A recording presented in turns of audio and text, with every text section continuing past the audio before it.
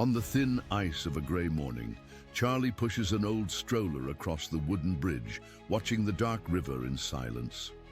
Noah, 2 years old, swings his feet inside a thick onesie, not understanding the cold that chills his small bones. Charlie lets out the fishing line, pretending it's just another ordinary day. Noah points down, moves his hands, murmurs a dry sound. Under the bridge, a German shepherd trembles, tied by its collar to a rusty nail. Charlie bends down, grabs the rotten plank, hears the woodwork. Crack! When the plank breaks, the water engulfs everything in a single burst. But what that second meant. Do you love stories with animals? Then subscribe now and don't miss any. Thank you for following us. Now, back to our story. In the heart of a cold morning in Timber Creek, Montana, when the fog still slept lazily over the treetops, Charles Mitchell adjusted his old fishing backpack while feeling the weight of a promise he had made to himself many years ago to teach everything he knew, even if his grandson was too small to understand. Noah, barely 18 months old, was still learning to balance his steps on the wooden floor of their home, but already showed a sweet stubbornness, the kind that brings smiles to those who have lived too long. Sarah, a young and tired mother, hesitated when she saw Charlie fitting the baby into a thick jumpsuit, wrapped like a small bundle of wool. She questioned whether that freezing morning was a place for such a fragile child, but the grandfather promised not to keep the boy away from anything that could bring them closer together. They went like that, boots creaking on the wet trail, Charlie pushing the improvised stroller and Noah grumbling incomplete sounds, accompanying the wind that blew invisible stories through the ancient pine trees. The wooden bridge, Charlie's old acquaintance, rose ahead like a guardian of the childhood. He was trying to save in pieces. He stopped there, arranging bait, murmuring to his grandson who babbled meaningless syllables while clapping his hands at the water splashes that jumped from the Clearwater River. It was then that Noah, in a gesture that could not be called a word, pointed down below the bridge, emitting a sound that seemed more like a warning than play. Charlie first ignored it, focused on the line that insisted on tangling. But Noah persisted. A pointed finger, his little hand trembling, tears forming when he wasn't understood immediately. Charlie, intrigued, crouched down, trying to understand where those wide eyes were looking. Under the bridge, almost invisible beneath broken planks, a large, dark figure was struggling in the icy water. The collar, caught on a rusty nail, was pulling the heavy body down, while the current was forcing to swallow any hope of breath forever.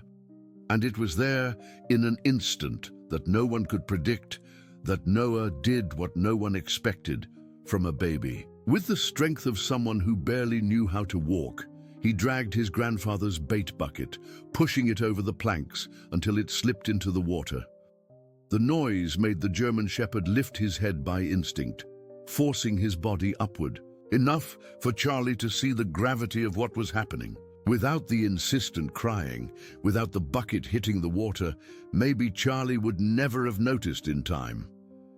Charlie, in a burst that tore the age from his back, lay down on the edge, stretched his arm as far as he could. Each movement seemed like a battle between old bones and icy current. The German shepherd was panting, eyes distressed, while Noah, from the top of the stroller, babbled sounds of encouragement that no one would understand, but which somehow seemed to keep the dog steady. With effort that made forgotten muscles ache, Charlie released the stuck collar, pulling the animal up, laying him on the damp grass. The dog was shivering, soaked, but alive, breathing as if returning to that piece of world, something that had been missing for too long. The rescue happened so quickly that Charlie barely had time to process what had occurred. One moment he was preparing for a peaceful morning of fishing with his grandson. The next, he was pulling a half-drowned German shepherd from the freezing waters of the Clearwater River. The dog lay on the muddy bank, chest heaving with labored breaths, dark eyes looking up at Charlie with what seemed like gratitude mixed with exhaustion. Noah, still strapped in his stroller, continued to make soft cooing sounds, as if he understood the gravity of what had just transpired. Charlie knelt beside the animal, his experienced hands gently examining the dog's condition. The collar that had nearly been the animal's doom was made of thick leather, worn and cracked from exposure to the elements. What caught Charlie's attention was how tight it had been fastened, almost cruelly so, and the way the metal ring had caught on that. Rusted nail seemed almost too convenient to be mere coincidence. The dog's ribs were visible beneath his matted fur, suggesting he had been without proper care for some time. As Charlie wrapped the shivering animal in his own jacket, he couldn't shake the feeling that this was no ordinary stray. The German Shepherd's build was impressive, even in his weakened state. His markings were distinctive, and there was something in his bearing that spoke of training, of discipline. This was not a dog that had simply wandered away from home and gotten lost. This was an animal with a story, and Charlie suspected it might be a complicated one. Noah's babbling drew Charlie's attention back to his grandson. The child was reaching toward the dog with chubby fingers, making the same sound he had made when he first spotted the animal in distress. It was almost as if the baby had some instinctive connection to the German Shepherd, some understanding that went beyond words or rational thought. Charlie had seen animals respond to children before, but this felt different somehow, more profound. The walk back to town was slower than their journey out. Charlie pushed the stroller with one hand while supporting the weakened dog with the other. The German Shepherd had enough strength to walk, but he stayed close to Noah's stroller, occasionally looking up at the baby with those intelligent dark eyes. It was as if he understood that this small human had been instrumental in his rescue, and he was already forming a bond that Charlie sensed would be difficult to break. As they approached the outskirts of Timber Creek, Charlie found himself wondering what Sarah would say about bringing home a stray dog. Their small family was already struggling financially, with Sarah working 2 jobs to make ends meet while raising Noah mostly on her own. The last thing they needed was another mouth to feed. But something about the morning's events felt significant, destined even. Noah had somehow known the dog was in trouble, had acted with a purpose that seemed impossible for a child his age. Charlie couldn't simply abandon the animal now, not after what had happened. The veterinary clinic was their first stop. Dr. Tanya Rodriguez had been practicing in Timber Creek for over 15 years, and Charlie had known her since she was fresh out of veterinary school. If anyone could help assess the dog's condition and provide the care he needed, it would be Tanya.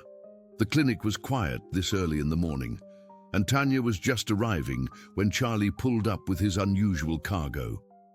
Her reaction upon seeing the German Shepherd was immediate and concerning. Even before Charlie could explain what had happened, Tanya was crouched beside the dog, her experienced hands moving over his body with practiced efficiency. The deep marks around his neck, the visible ribs, the overall condition of his coat and skin, all painted a picture that made her frown with worry and something that looked like recognition. As Charlie recounted the morning's events with Noah, adding his own commentary and baby babble from his stroller, Tanya's expression grew more serious. She listened intently, occasionally glancing at the German Shepherd who had settled protectively near Noah's stroller. When Charlie finished his story, emphasizing how Noah had somehow alerted him to the dog's presence, Tanya was quiet for a long moment, her fingers absently stroking the animal's head. The examination that followed was thorough and revealing. Beyond the obvious signs of neglect and the trauma from his near-drowning experience, Tanya discovered something that made her step back in surprise. Hidden beneath the thick fur at the base of the dog's neck was a small, hard lump that felt distinctly unnatural. It was too regular, too precisely placed to be anything organic. Charlie watched as Tanya's professional composure flickered, replaced by something that looked remarkably like concern, perhaps even fear. When she suggested they call the dog River, Noah's immediate response was a delighted squeal and a repetition of what sounded like Wyver, his attempt at the name. It was as if the baby approved of the choice, cementing the connection that had formed between child and rescued animal. Charlie found himself agreeing to the name, though he couldn't explain why it felt so right, so inevitable. As they prepared to leave the clinic, with River walking steadily beside Noah's stroller, Charlie noticed how the dog's demeanor had changed. He was alert now, watchful in a way that spoke of training and purpose. His eyes constantly scanned their surroundings, and he positioned himself between Noah and any potential threats with an instinct that seemed almost military in its precision. This was not the behavior of an ordinary pet, and Charlie's suspicions about the animal's background began to solidify into certainty. The drive home was quiet, except for Noah's happy babbling and River's occasional soft whine of response. Charlie found himself glancing in the rearview mirror at the unlikely pair, wondering what he had gotten his family into. The morning had started as a simple fishing trip, a chance to spend quality time with his grandson and perhaps catch enough trout for dinner.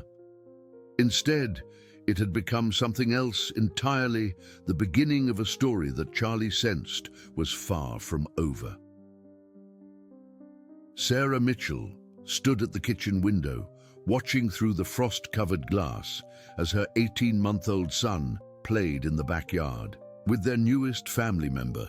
3 days had passed since Charlie had returned from their fishing trip with Noah and the German shepherd they now called River, and she was still adjusting to the reality of having a large dog in their already cramped household. Her initial reaction had been predictable: concern about the expense, worry about safety, and frustration that Charlie had made such a significant decision without consulting her first.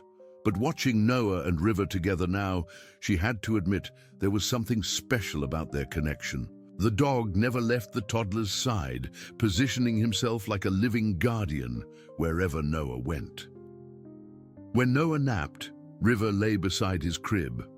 When Noah played, River watched with alert attention, intervening gently whenever the child wandered too close to potential hazards.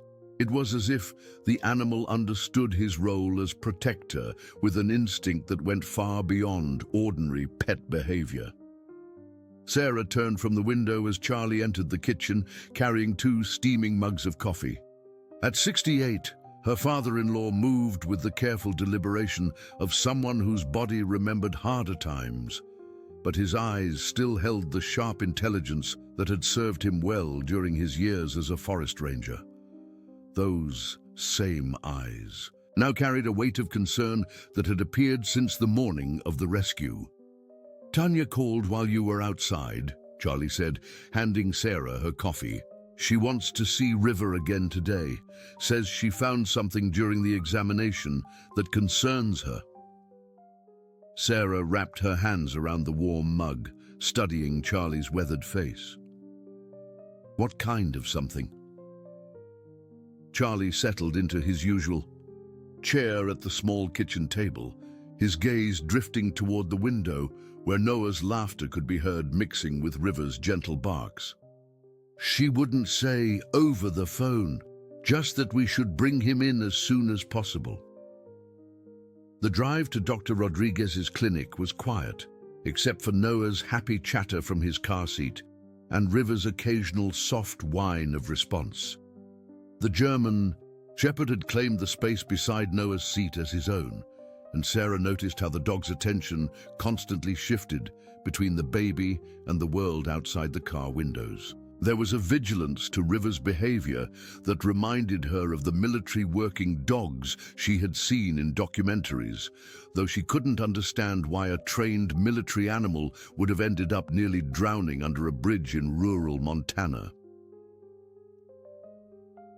Tanya's clinic occupied a converted farmhouse on the edge of Timber Creek's main street, its cheerful yellow paint and welcoming front porch disguising the serious medical work that took place inside. As they pulled into the parking area, Sarah noticed an unfamiliar dark sedan parked across the street, its occupant hidden behind tinted windows. Something about the vehicle's position and the way it seemed to be watching the clinic made her uncomfortable, though she couldn't articulate why. Inside the clinic, Tanya's usual warm demeanor was replaced by something more guarded, more professional. She greeted them with a smile that didn't quite reach her eyes and quickly ushered them into the main examination room. River settled beside Noah's stroller without being asked, his dark eyes scanning the room with that same alert attention Sarah had noticed during the drive. "I'm glad you could come in so quickly," Tanya began, her hands automatically moving to stroke River's head as she spoke. "I've been thinking about River's condition since your last visit, and I want to run some additional tests." Charlie leaned forward in his chair, his coffee-stained fingers drumming against his knee. "What kind of tests? You seemed pretty thorough the other day." Tanya hesitated, glancing toward the window that faced the street. "I found something during the examination that I didn't mention before, something that suggests River's background might be more complicated than we initially thought." She moved to her desk and retrieved a manila folder, extracting several X-ray films that she clipped to the light box on the wall. The images showed River's neck and shoulder area in stark black and white detail. Tanya pointed to a small, distinct shadow near the base of the dog's skull. "This is what's been bothering me," she said quietly. "It's some kind of implant, probably electronic, not a standard identification chip that we see in regular pets.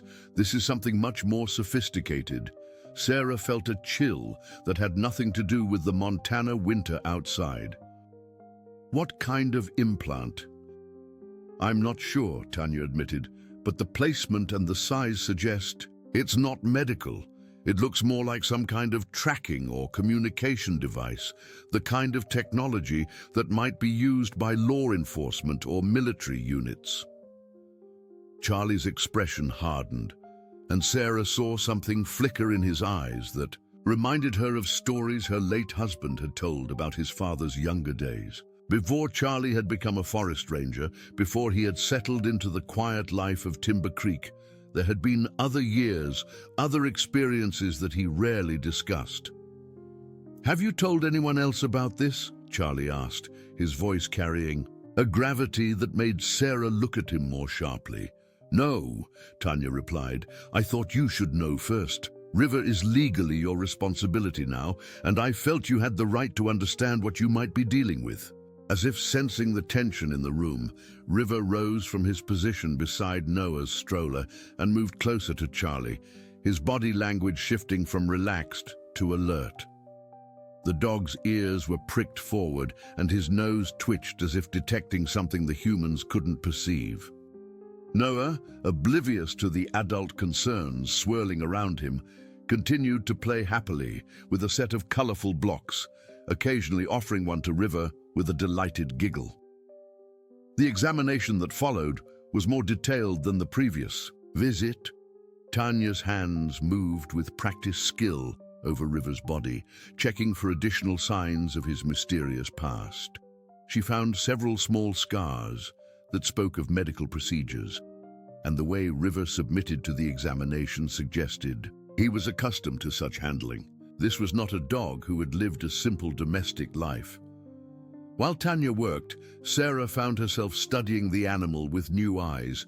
River's build was impressive, his muscle definition speaking of careful conditioning and training.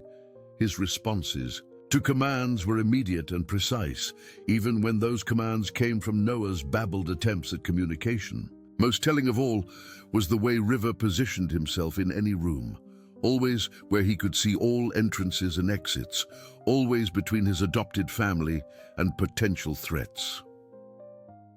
As they prepared to leave the clinic, Tanya pulled Charlie aside. For a private conversation, Sarah watched through the glass partition as the veterinarian spoke in low, urgent tones, occasionally glancing toward River and Noah. Charlie's responses were equally quiet, but his body language grew increasingly tense as the conversation continued. When they rejoined Sarah and Noah, both adults wore expressions of carefully controlled concern.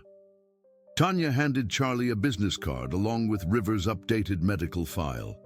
"If you need anything, anything at all, don't hesitate to call," she said, her emphasis making it clear she meant more than veterinary services. "And Charlie, be careful. Some stories are better left unfinished." The drive home was quieter than usual, with Charlie lost in thought and Sarah wrestling with questions she wasn't sure she wanted answered. River seemed to sense the change in mood, his vigilance increasing as they approached their neighborhood.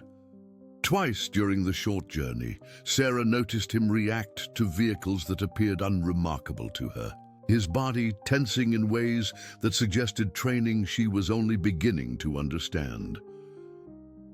Back at the house, as Sarah settled Noah down for his afternoon nap, she watched Charlie and River through the bedroom window. The man and dog stood together, in the backyard, both scanning the tree line that bordered their property with an intensity that spoke of shared experience and mutual understanding. Whatever secrets River carried, Sarah realized, Charlie might already know more than he was admitting. That evening, after Noah was asleep and River had taken his customary position beside the crib, Sarah confronted Charlie in the living room. The conversation that followed was careful and circuitous, each of them testing the waters of how much the other was willing to reveal. Charlie's past as a forest ranger had involved more than wildlife management and trail maintenance. Sarah learned there had been years when his duties had intersected with federal agencies, times when his knowledge of remote wilderness areas had been valuable to people whose work was never discussed in polite company. River's arrival, Charlie finally admitted, felt less like coincidence and more like the return of something he had hoped to leave behind forever. The implant Tanya had discovered, the dog's obvious training, the way he had been found near that particular bridge, all of it suggested connections to a world Charlie had thought he had successfully escaped. As they talked, neither of them noticed the dark sedan that cruised slowly past their house, its occupants taking careful note of the German Shepherd visible through their front window. Neither did they see the way River's ears pricked forward at the sound of the unfamiliar engine, or how his body tensed in recognition of a threat his human family didn't yet understand.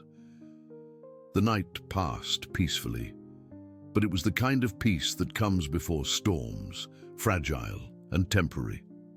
In his crib, Noah slept soundly, unaware that his simple act of compassion had set in motion events that would test every bond his family had formed. River maintained his vigil, knowing with animal instinct that their quiet life in Timber Creek was about to become much more complicated. The first sign that their quiet life was about to change came on a Tuesday morning when Sarah discovered muddy footprints on their front porch.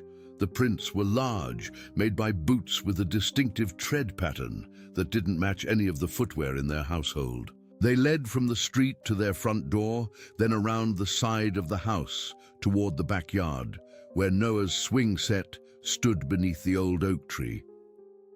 River's reaction to the discovery was immediate and telling.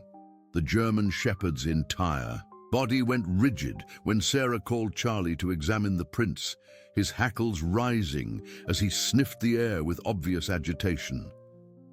This was not the behavior of a dog investigating interesting new scents. This was the response of an animal recognizing potential danger, and it sent a chill down Sarah's spine that had nothing to do with the crisp autumn air.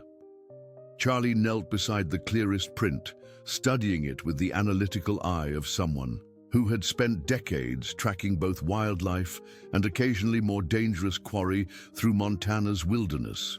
The tread pattern was military issue, he realized, the kind of boot worn by special operations personnel. More troubling was the fact that whoever had made these prints had moved with practiced stealth, their approach calculated to avoid the motion sensor lights that illuminated the front of the house.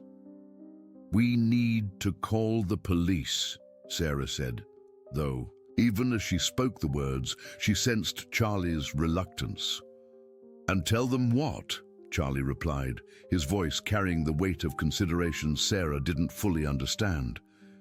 "That someone walked around our house?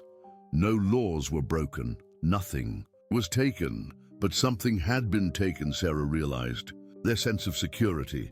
Their belief that Timber Creek was the kind of place where such concerns didn't exist had been stolen as surely as if it had been carried away in the night. River's continued agitation only reinforced her growing unease. The dog had positioned himself between Noah's play area and the house, his attention divided between watching the tree line and monitoring the street. The second incident occurred 2 days later. Sarah was returning from her shift at the local diner when she noticed a man in a dark jacket standing across the street from their house. He appeared to be reading something on his phone, but his position gave him a clear view of their property, and he had been there when she left for work 4 hours earlier.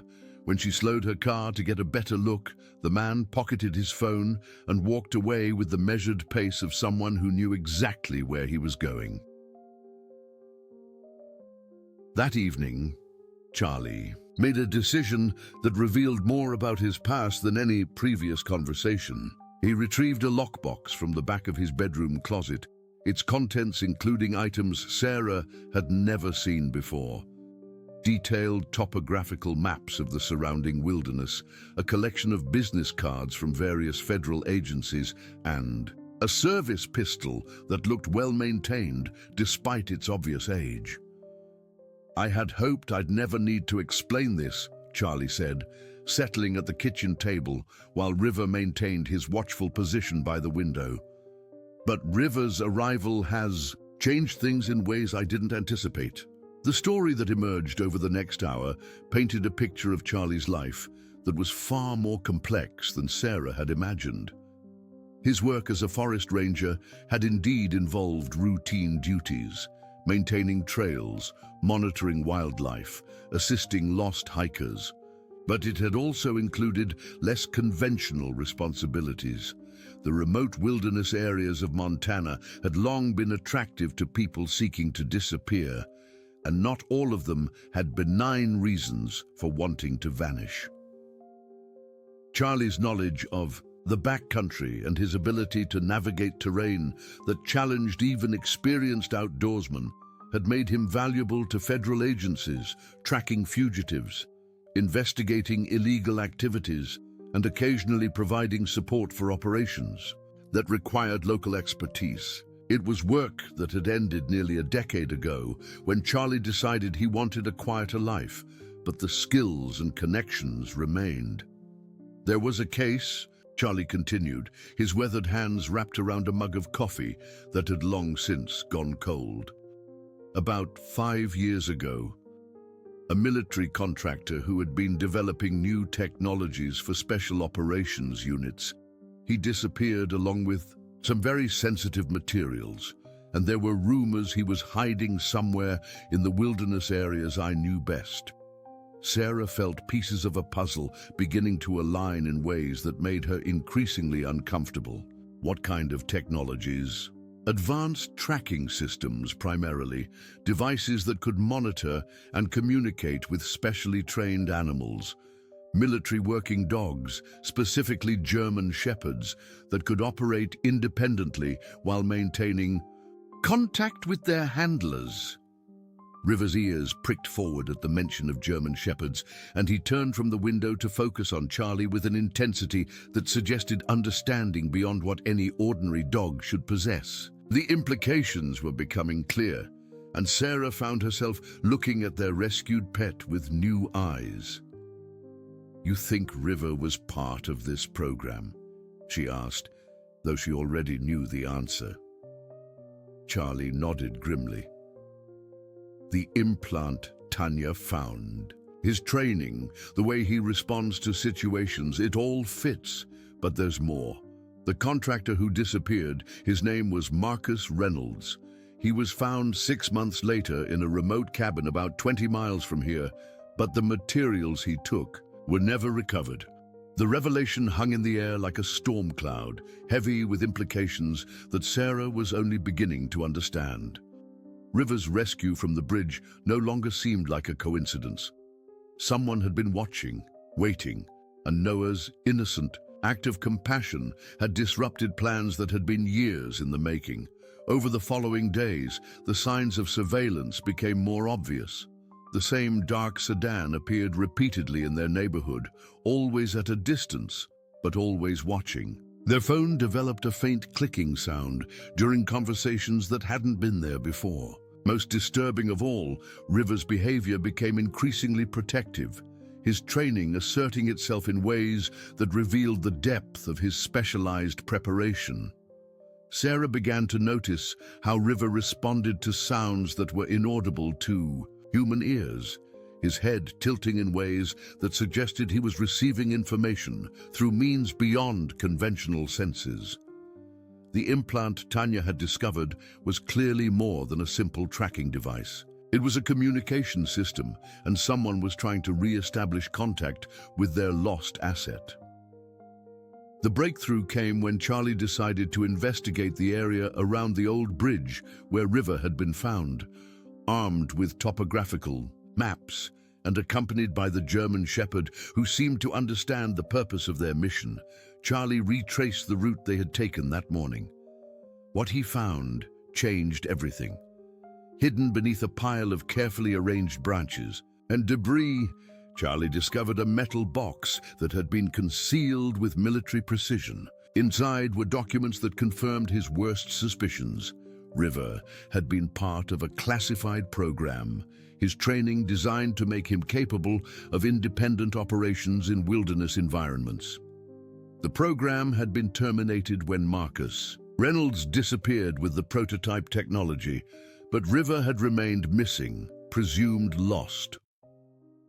The documents also revealed something else.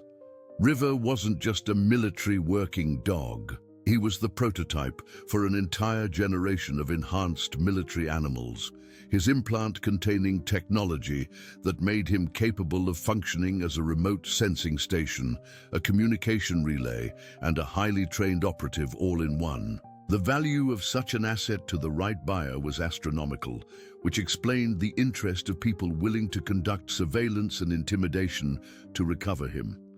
But the most shocking revelation was yet to come. Among the papers Charlie found was a photograph of Reynolds, and the face looking back at him was one he recognized. Reynolds had been living in Timber Creek under an assumed name for the past 3 years, working as a handyman and keeping a low profile while waiting for the right opportunity to recover his lost creation. Charlie's hands trembled as he realized the implications. Reynolds had been watching them, waiting for River to surface, and Noah's rescue of the dog had provided the perfect opportunity. The mysterious surveillance, the footprints, the growing sense of being watched, it all made sense. Now, Reynolds wanted his prototype back, but he also needed to ensure that the people who had found River couldn't expose his identity or his location. As Charlie and River made their way back toward town, both man and dog remained alert to signs of pursuit. The German shepherd's training was fully engaged now, his movements fluid and purposeful in ways that spoke of preparation for scenarios far more dangerous than anything Charlie had imagined when he first pulled the animal from the icy river. The sun was setting as they reached the outskirts of Timber Creek, painting the sky in shades of orange and red that reminded Charlie of fires he had seen in distant places during his years of federal service. River stopped suddenly, his body going rigid as his enhanced senses detected something that made him bare his teeth in a silent snarl. Ahead of them, parked directly in front of their house, was a familiar pickup truck. The same truck that had been seen in the neighborhood over the past week, always at a distance, always watching. But now it was no longer hiding, and Charlie realized that the careful game of surveillance had ended. Whatever came next would be direct, immediate, and potentially dangerous for everyone he loved. River looked up at Charlie with eyes that held intelligence and understanding far beyond what any ordinary dog should possess. The German Shepherd was ready for whatever lay ahead, his training and instincts perfectly aligned for the challenges that awaited them. Charlie only hoped that his own skills, rusty from years of peaceful retirement, would be sufficient to protect his family from the storm that was about to break over their quiet life in Timber Creek. Charlie approached his house with deliberate caution, River moving beside him with the fluid grace of an animal whose every instinct was now fully engaged. The pickup truck parked in front of their home was a late-model Ford, its dark blue paint job designed to blend in rather than stand out. Through the vehicle's rear window, Charlie could see fishing equipment and construction tools, the perfect cover for someone who had been masquerading as a local handyman while conducting surveillance. Sarah appeared at the front door, Noah balanced on her hip, her expression a mixture of relief at seeing Charlie return and concern about the unfamiliar vehicle in their driveway. River's low growl was barely audible, but Charlie felt the vibration through the dog's powerful frame as they moved closer to the house. Whatever the German Shepherd's enhanced senses were detecting, it was enough to put him on full alert. The truck's door opened as they reached the front gate, and a man emerged who looked exactly like the photograph Charlie had found in the hidden metal box. Marcus Reynolds was shorter than Charlie had expected, perhaps 5'8", with the lean build of someone who stayed in excellent physical condition despite being in his early 50s. His graying hair was cut in a style that was neither military nor civilian, and his clothes were the kind of practical outdoor wear that wouldn't look out of place anywhere in Montana. "Mr. Mitchell," Reynolds said, his voice carrying the flat tones of someone accustomed to giving orders. "I believe we need to talk." Charlie positioned himself between Reynolds and his family, one hand resting on River's head in a gesture that was both protective and calming.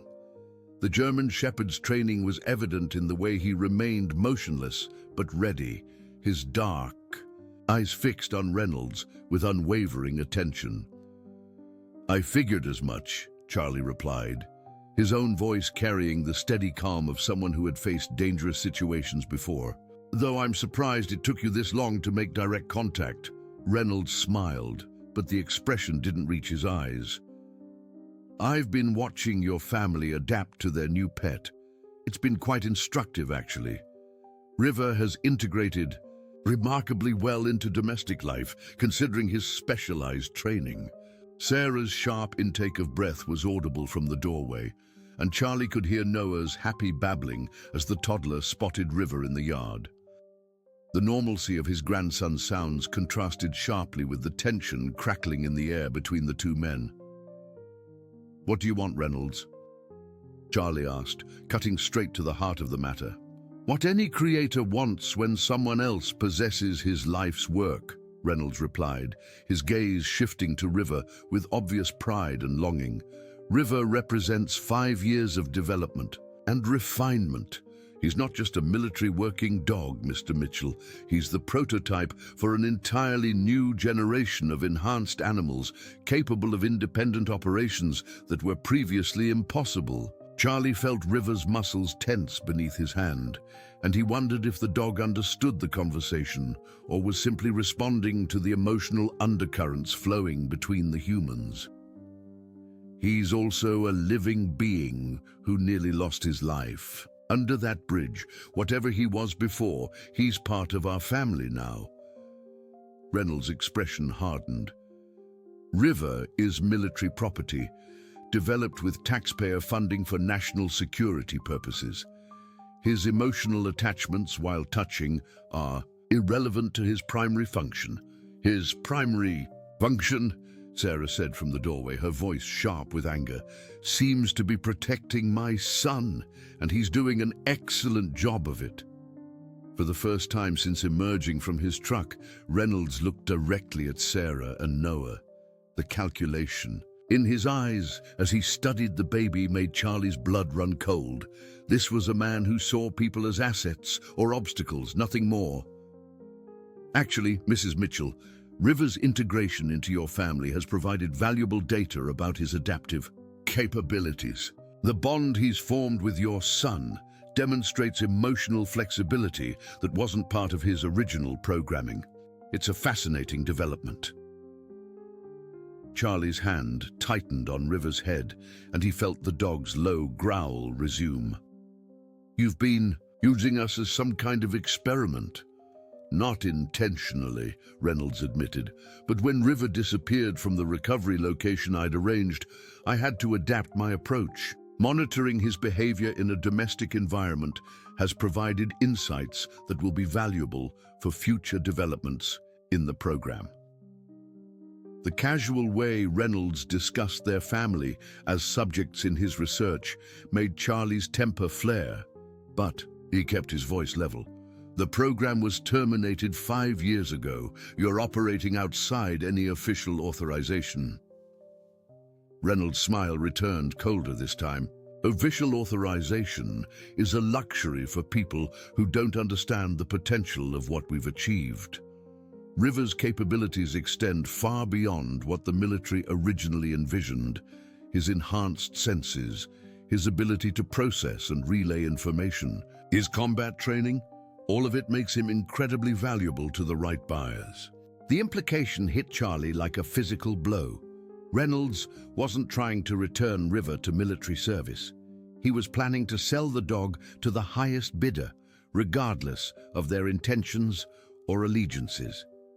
The enhanced capabilities that made River valuable to the US military would be equally attractive to foreign governments or criminal organizations. You're talking about treason, Charlie said quietly. I'm talking about survival, Reynolds countered. When the program was cancelled, I became expendable. Decades of work dismissed because of political considerations and budget constraints. River represents the culmination of everything I've learned, and I won't let that knowledge die with a failed bureaucracy.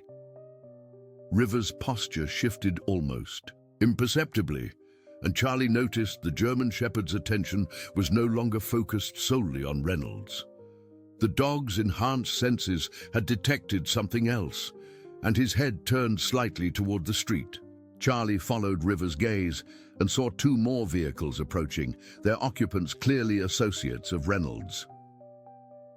You brought backup, Charlie observed, his mind racing through tactical considerations he hadn't needed to contemplate in years. Insurance, Reynolds corrected. River's training includes protocols for escaping capture and evading pursuit. I couldn't risk him disappearing again before I could complete the transfer to my new employers. Sarah's voice carried from the doorway, tight with fear, but steady with determination. Charlie, I've called the police. Reynolds shook his head with what appeared to be genuine regret. Mrs. Mitchell, I'm afraid local law enforcement won't be sufficient to resolve this situation.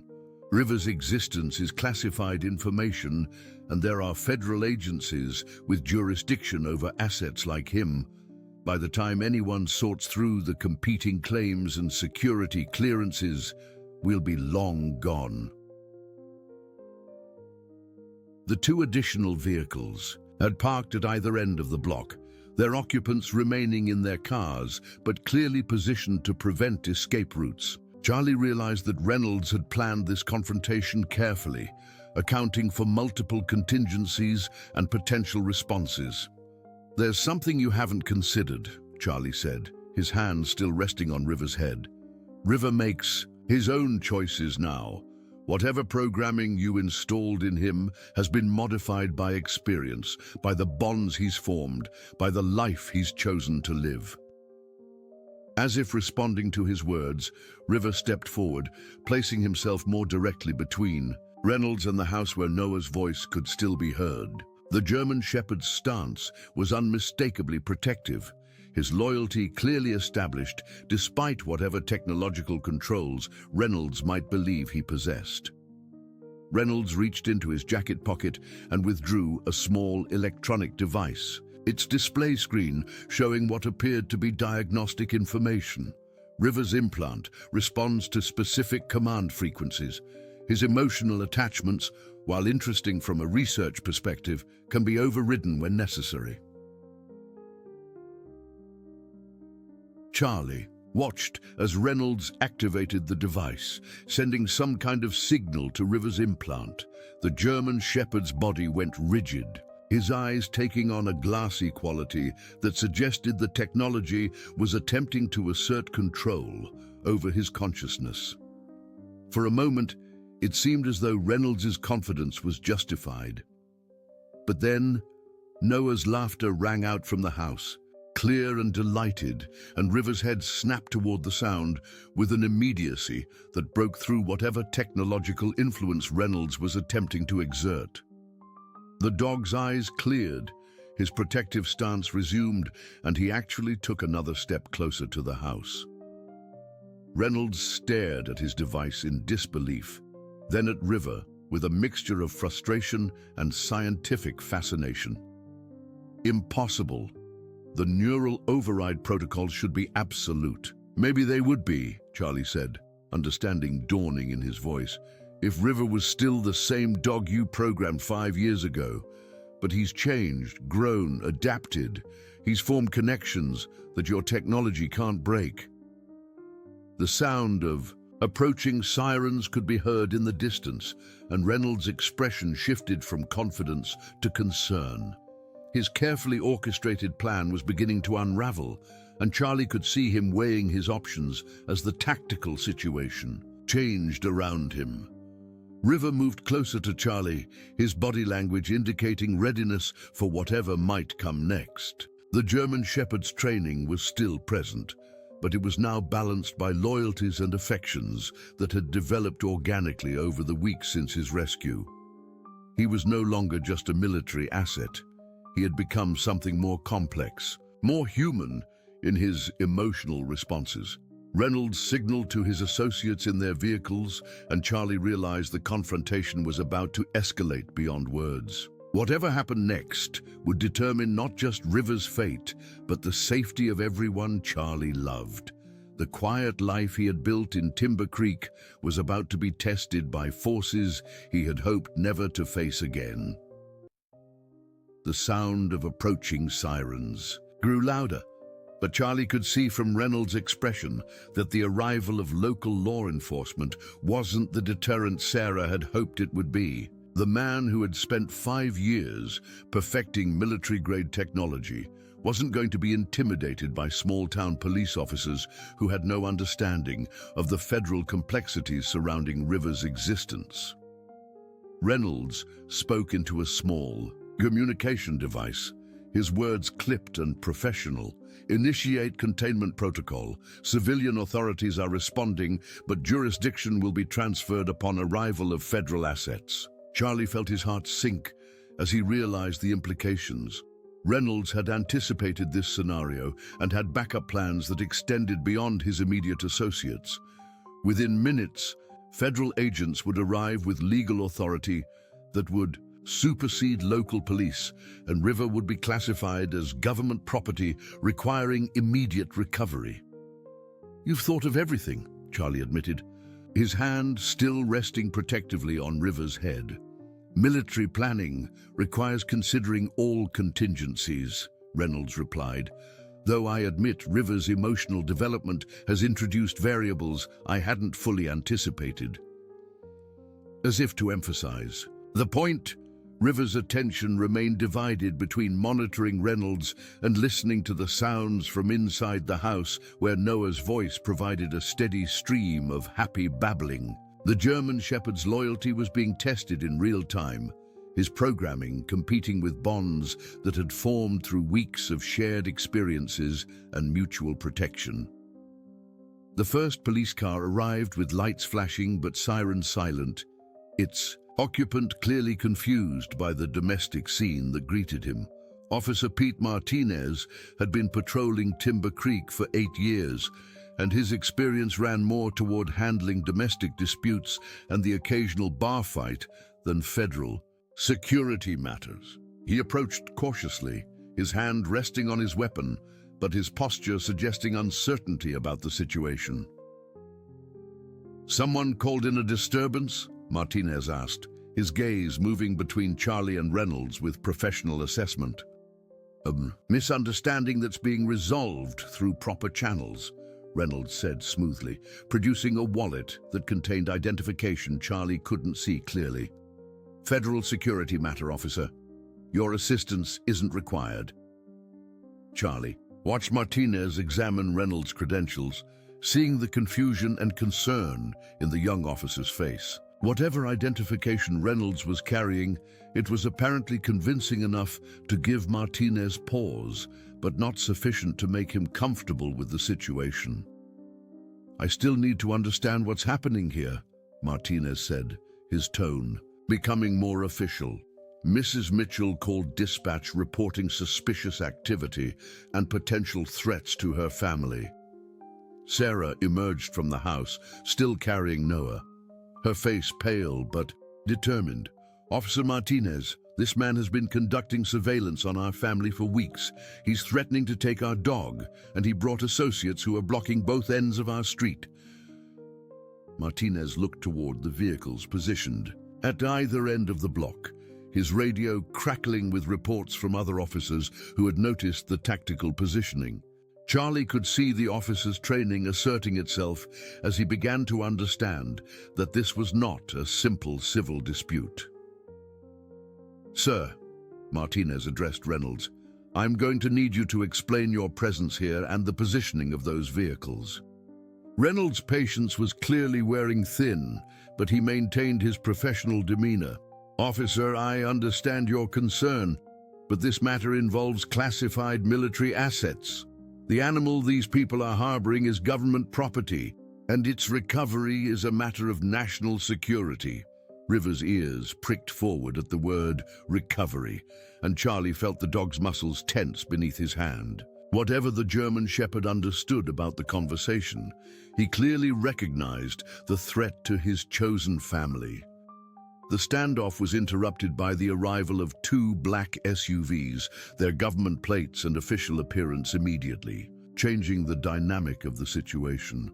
Men in dark suits emerged from the vehicles, their bearing and coordination identifying them as federal agents even before they produced their credentials.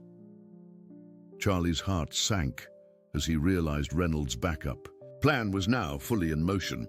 The lead agent, a stern-faced man in his 40s, approached Martinez with the kind of authority that brooked no argument. "Agent William Thompson, Homeland Security," he announced, his identification quickly examined by the increasingly overwhelmed. "Local officer, this area is now under federal jurisdiction. You and your officers need to establish a perimeter and maintain civilian safety while we handle the recovery operation." Martinez looked between Thompson and Charlie, clearly torn between his duty to protect local citizens and his lack of authority to challenge federal agents. "Sir, I need to understand what kind of recovery operation you're talking about." Thompson's gaze shifted to River, and Charlie saw recognition in the agent's eyes. "We're here to recover a military asset that was reported missing several weeks ago. The animal is classified technology, and its continued presence in civilian hands poses security risks." Sarah stepped forward, Noah clutched protectively in her arms. "River isn't just an animal. He's part of our family, and he chose to be here. No one forced him to stay." "Mrs. Mitchell," Thompson said, his tone professionally sympathetic but unyielding, "I understand your attachment, but federal law is clear regarding military assets. The animal will be returned to appropriate authorities for debriefing and reassignment."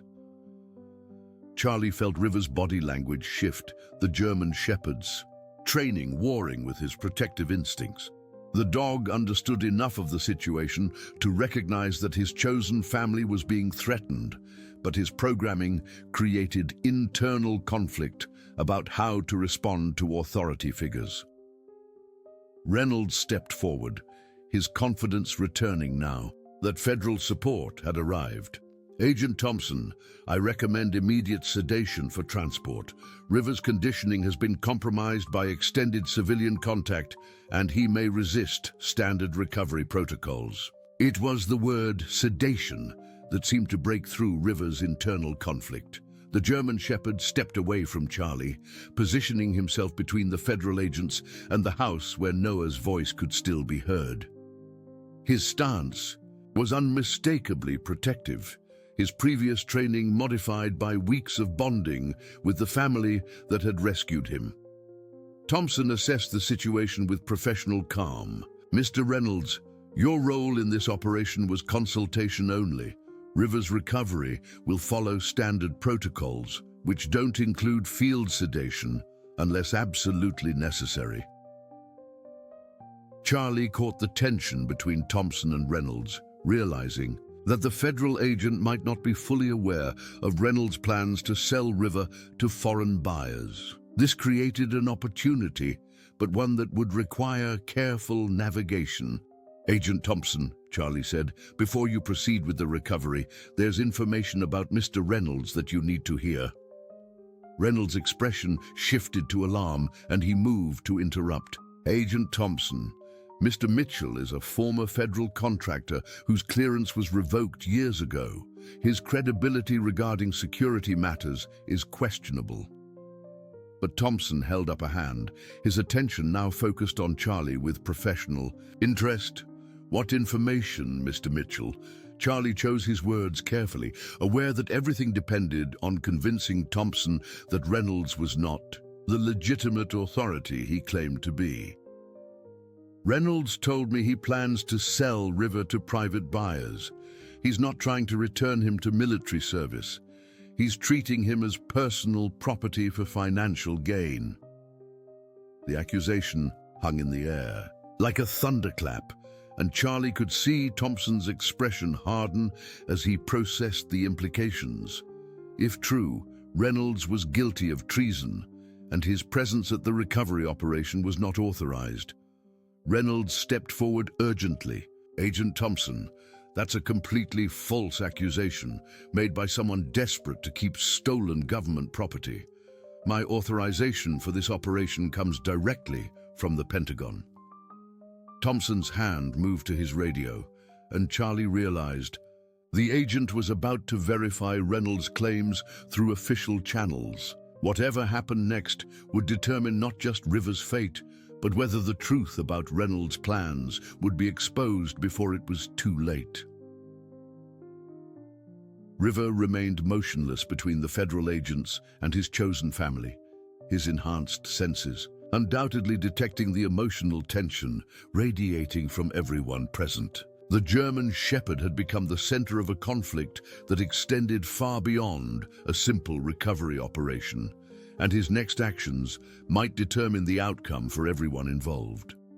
Noah's laughter rang out from Sarah's arms, and River's head turned toward the sound with the automatic response that had developed over weeks of protecting the child. In that moment, Charlie realized that whatever River had been programmed to be, he had become something more through the simple act of choosing love over duty. The question now was whether that choice would be honored by the federal authorities, or whether River would be taken away to face an uncertain future as Reynolds's bargaining chip in a game that had nothing to do with national security and everything to do with personal profit. Agent Thompson's radio conversation lasted only minutes, but those minutes changed everything. When he finally approached Reynolds, his expression had transformed from professional courtesy to grim determination. Mr. Reynolds, you are under arrest for treason and theft of government property, Thompson announced. Your clearance was suspended 5 years ago when you disappeared with classified materials. The Pentagon has been looking for you ever since. Reynolds' facade crumbled completely. Agent Thompson, there must be some misunderstanding. My work on the enhanced animal program gives me legitimate claim to River. Your plan to sell him to foreign buyers gives you no claim to anything except a federal prison cell, Thompson replied coldly. Charlie felt relief surge through him, but he knew River's fate remained uncertain. The German Shepherd was still classified military property, regardless of Reynolds' crimes. Dr. Tanya Rodriguez arrived with her veterinary van, carrying crucial medical records. Agent Thompson, you need to see these before making any decisions about River's custody. Thompson accepted the folder skeptically, but his expression changed as he read. Doctor, what am I looking at here? River's implant is deteriorating, Tanya explained urgently. The technology is slowly damaging his neurological system. Without immediate intervention, he has perhaps 6 months before irreversible harm occurs. The revelation hit everyone like a physical blow. River moved closer to Noah, who was reaching for him with innocent affection from Sarah's arms. Reynolds stepped forward desperately, even as agents moved to arrest him. The degradation can be reversed. My buyers have resources that exceed anything available through official channels. Thompson's expression hardened further. Your buyers are now evidence in a treason case. Charlie saw an opportunity in the chaos. Agent Thompson, what if we offered a compromise? River receives the medical treatment he needs, but all technology recovered goes to the military. River stays with the family that rescued him.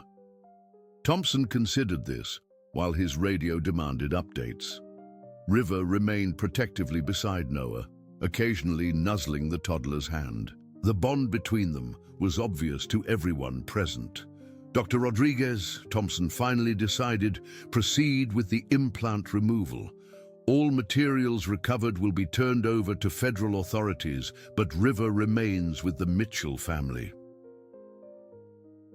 3 months later, Charlie stood at the same bridge where it all began, watching Noah toddle along the wooden planks with River walking protectively beside him. The surgery had been successful, though challenging. For weeks, River had recovered under Dr. Tanya's care, with Noah's daily visits becoming the highlight of each day. The federal investigation had revealed Reynolds' full treachery, his plans to sell River's technology to multiple foreign governments. But the most remarkable discovery came from River's brain, scans before and after surgery. He chose love over programming, Tanya had explained. River's brain literally rewired itself to prioritize emotional connections over military objectives. The implant was fighting against these changes, causing the deterioration. Now River was simply a dog who loved his family, no longer a military asset with compromised conditioning.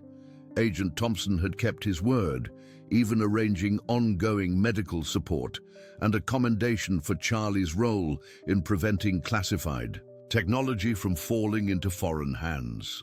The community of Timber Creek had embraced River's story, though they knew only the simplified version.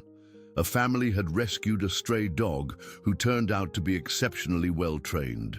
The full details remained classified, but the basic narrative of rescue and redemption resonated with everyone.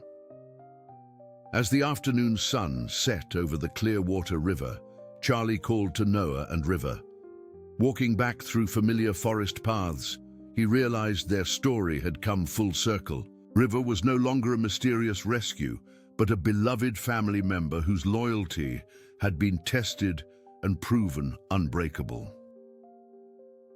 That evening, after Noah was tucked into bed with River settling beside his crib, Charlie and Sarah sat on their porch, watching stars emerge over Timber Creek. Their quiet life was now stronger than ever, enriched by a companion whose extraordinary journey from military asset to family pet was complete. River had found his true purpose, not in military service, but in protecting a laughing child who had seen him in distress and refused to let him drown. Noah's innocent act of throwing a bucket into the water had given them all the chance to discover that the strongest bonds are chosen freely and nurtured with love. River's story had become their story, a reminder that love could overcome programming, that family bonds could triumph over technology, and that sometimes the most important rescues happen when someone is given the chance to choose their own destiny. Dear listeners, we hope River and the Mitchell family's story has touched your hearts. This tale of loyalty and unbreakable family bonds reminds us that love truly conquers all. If you enjoyed River's journey from military asset to beloved family member, we have prepared a special playlist with equally captivating rescue stories. Find it by clicking to your left. If this story moved you, please subscribe to our channel and give us a thumbs up. Every day we bring unique stories exploring the power of compassion and the triumph of love. Don't miss our upcoming content and share your own rescue stories in the comments below.